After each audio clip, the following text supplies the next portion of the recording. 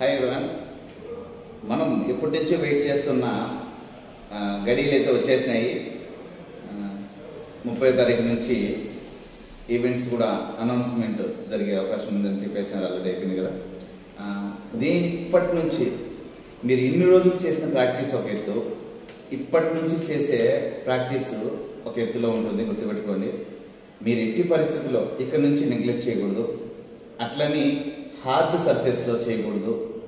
ఎందుకంటే మీరు హెవీగా ప్రాక్టీస్ చేయకుండా పర్లేదు, కానీ ఇంజురీస్ కాకుండా చూసుకోవాలి. ఈ టైంలో హెవీగా బ్యాక్ పెయిన్, హెవీగా మోకాలు నీ పెయిన్ ఎక్కువగా వస్తుంది. ఇవి రాకుండా చూసుకోండి జాగ్రత్తగా. ఇవి మీకు చాలా ఇంపార్టెంట్. గ్రౌండ్ చేసేదానికంటే మనం చేసే తప్పులేంటి తెలుసుకోవడము చాలా ఇంపార్టెంట్. గుర్తుపెట్టుకోండి, నెంబర్ ఆఫ్ జంప్స్ ఇచ్చే కాకండి. పర్ డేలో మంచి టాపర్స్ అయితే 2 నుంచి 3 జంపులు, 3 నుంచి 6 జంపులు జస్ట్ చెక్ చేసుకోండి. దానికి సంబంధించిన వర్కౌట్స్ చేయండి. 1600 రాను హెవీగా ప్రాక్టీస్ చేయాలి. ఎందుకంటే మీకు అందరికీ తెలియని విషయం ఏంటంటే, చాలా మంది రాంగ్ గైడెన్స్ ఇస్తూ ఉంటారు.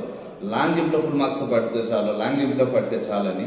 కాదు, 1600లో 28 మార్క్స్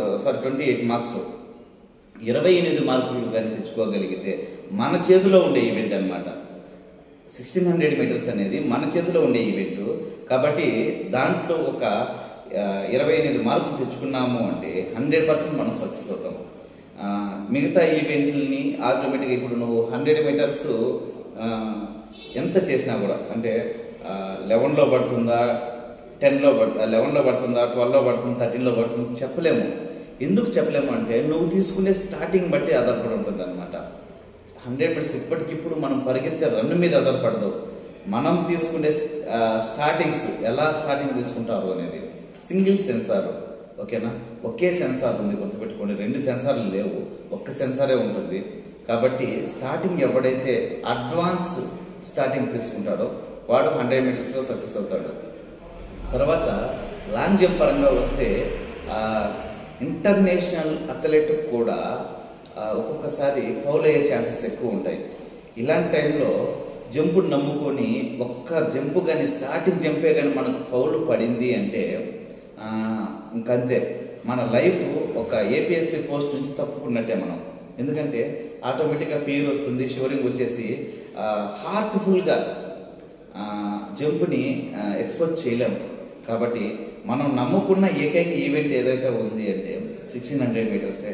కాబట్టి ఫస్ట్ దాంట్లో ఇన్ని రోజులు మీరు ఆడిన ఆటలకి చెల్లినాయి, ఇప్పటి నుంచి చెల్లవు.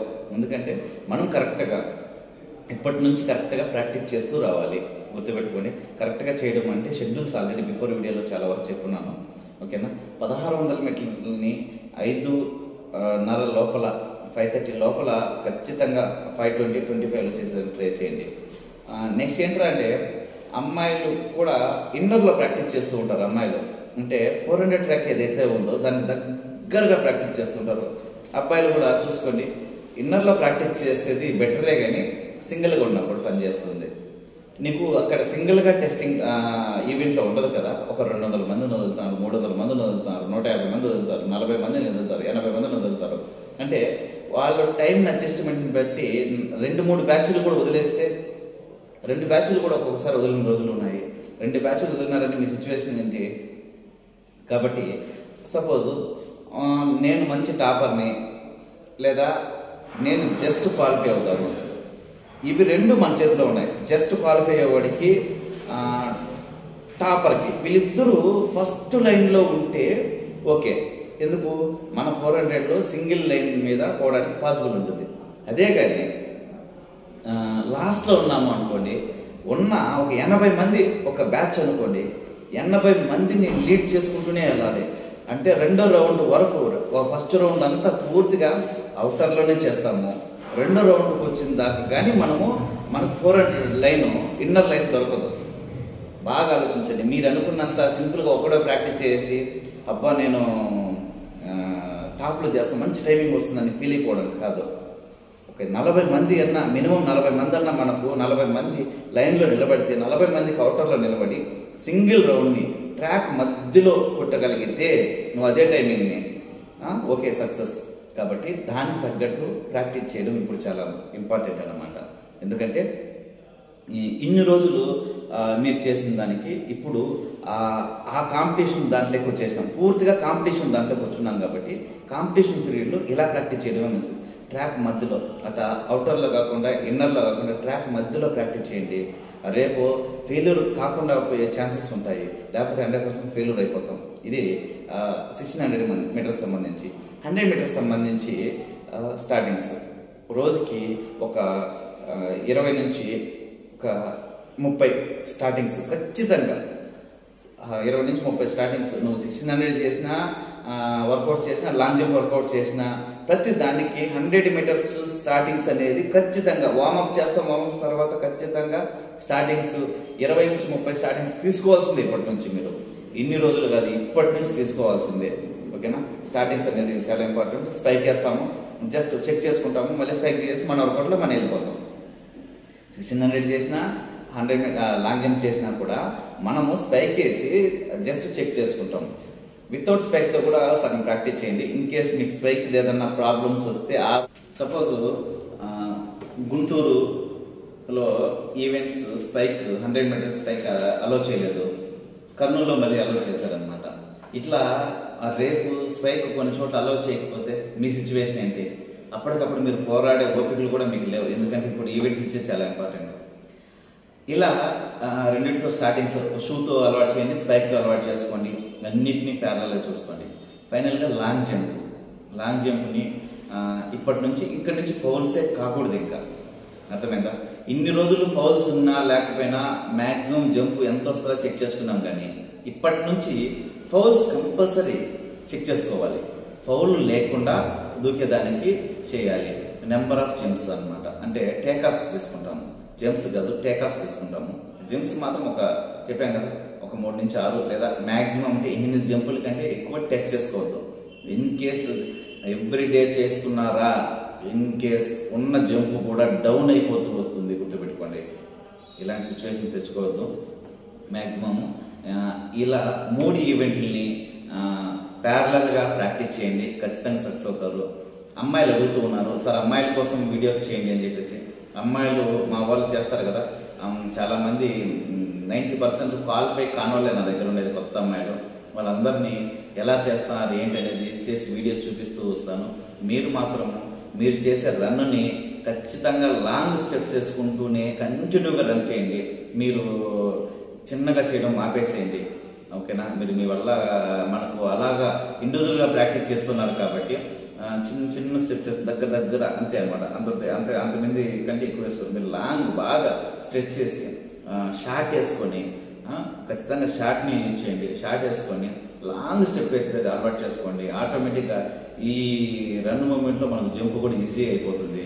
కాబట్టి ఉన్న తక్కువ టైంలో, ఇంకా మీకు టైం అంటూ లేదు, ఉన్న తక్కువ టైంలోనే క్వాలిఫై దానికి ఈజీగా అవకాశం ఉంటుంది. మీకు క్వాలిఫై మాత్రమే కాబట్టి నో ప్రాబ్లము.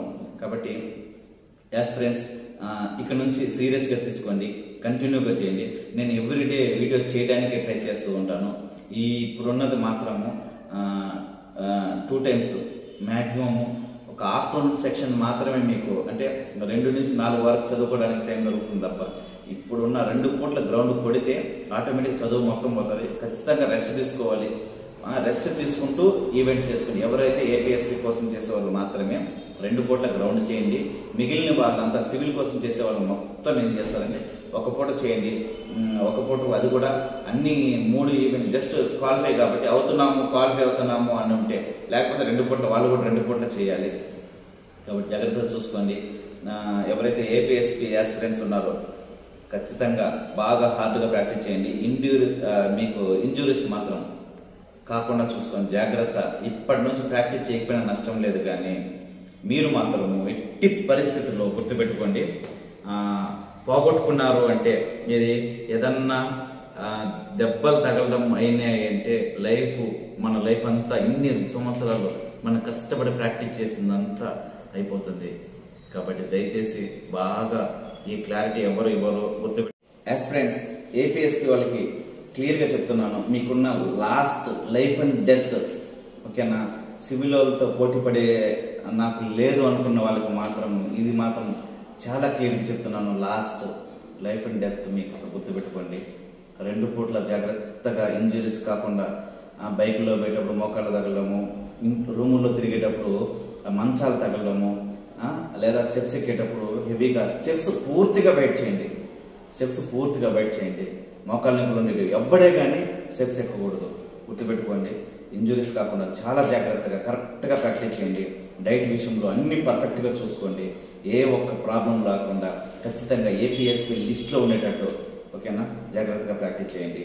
ఇక నుంచి ఎవరన్నా చేయకుండా ఖాళీగా కూర్చున్న వాళ్ళు కూడా ఇప్పటి నుంచి ప్రాక్టీస్ చేయండి. ఉన్న అవకాశాన్ని పోగొట్టుకోవద్దు. జాగ్రత్తగా టేక్ కేర్. మిగతా ఏదన్నా కావాల్సిన వీడియోలన్నీ ఇక్కడ నుంచి డైలీ అప్లోడ్ చేస్తూ వస్తాను. మీకు యూజ్ అయ్యేదానికి అవకాశాలు ఎక్కువ ఉంటాయి. Thank you.